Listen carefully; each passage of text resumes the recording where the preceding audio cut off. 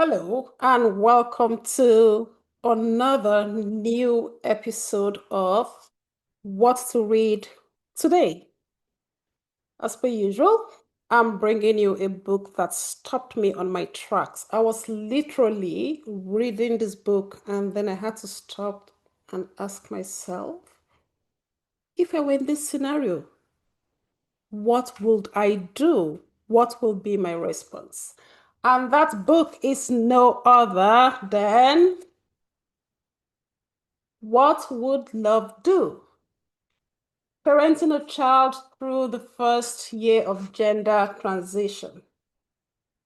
This book is written by Lindsay Brown, who is the mother of this child. Parenting a Child Through the First Year of Gender Transition.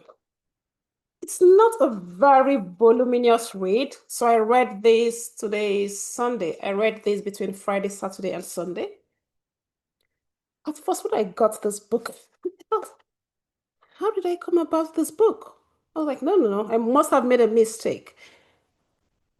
And then as I started to read, this is a story about a mother. So she's writing from the perspective of a mother whose life unraveled unexpectedly.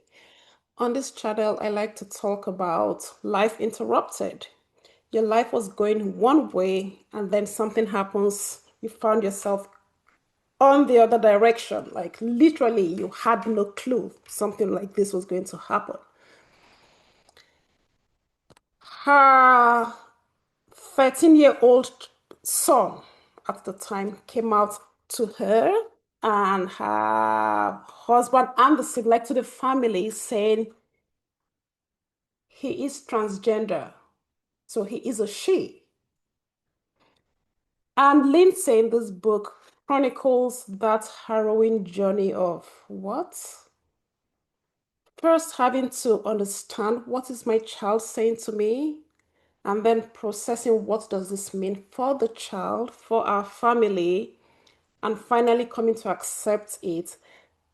And then the most painful part of the journey, having to support her child through the process of transitioning, coming out, all the medical requirements, as well as helping her child face society that for the most part of it are not very welcoming to people who are not of the gender or who do not act and behave as the gender they were assigned at birth. I have three little kids, and I kept asking myself, if one of my child were to come out to me to say they didn't feel right in their body and they think they are of a different gender, how would I cope?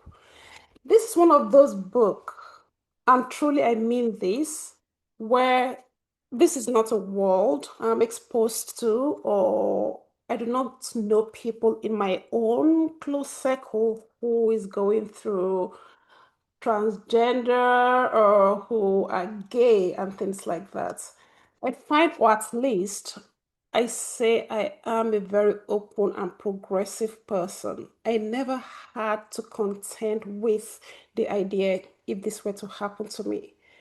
So this is one of those books that exposes you to that world as well as give you a different view as to what the pain, the sufferings, and how to be an ally if you wish to, and some of the hurts. Like, as I was reading this book, all I could see was hurt and pain.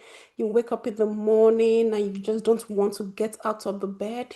You don't know how to face the world with all the negativity out there. You hate your body. You are lashing out at your parents, your family, family members. As a 13-year-old child, you're trying to process all of this. I'm grateful for this book, for opening my eyes as to what life is to be a trans person or to live in a body you don't feel is you. I don't know what that feels like, but after reading this book, I have come to appreciate it. What have I learned from reading this book? I have learned the new world of transgender, of what it means to live in a body that is not yours. But most of it all, I have had I have had to ask myself if this were to be my own nuclear family story, how will I deal with it? What my response will be. Right now, I think my response will be all positive, but this is all theoretical. Like, this is all, I think. I'm an open person, I'm progressive, I love my child. But I know the day-to-day realities are a lot more difficult. So, this is a good read. You could read this in a very short period of time, and it's been written in an easy to grasp. I'm very grateful that in many instances, Lindsay, the mother and the author, gets to explain what they mean, like dead naming in that world, gender reassigning or having to do a surgery. She clearly gets to explain some of these terms and terminologies. I'm so happy for that. So, on what to read, what would love do? Exactly, like what would love do? I'd rather this is not my situation, but if this is, what would love do? So, until next time, on what to read today, grab yourself a copy and let me know what you think about it. Take care. Keep well. Bye.